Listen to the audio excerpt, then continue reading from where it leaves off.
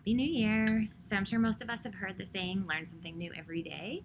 Well, last year I decided to really take that to heart by recording something new that I learned, calling them my daily learning jewels.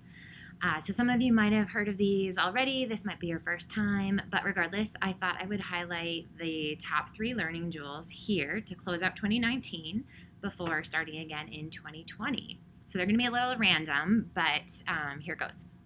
So on average, the first-time home buyer puts in 3.8 offers on a house before one is accepted.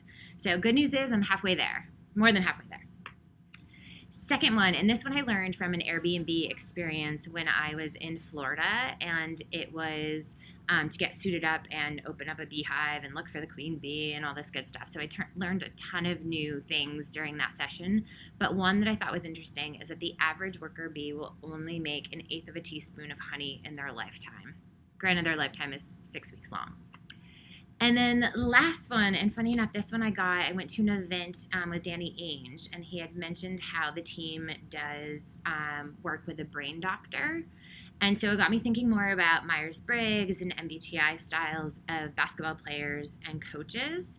And in the research that I did, I found that the majority of players end up being a P for for perceiving, and coaches tend to be a J for judging. So for those of you that know MBTI, you might not be so surprised by that, but I just thought it was an interesting theme.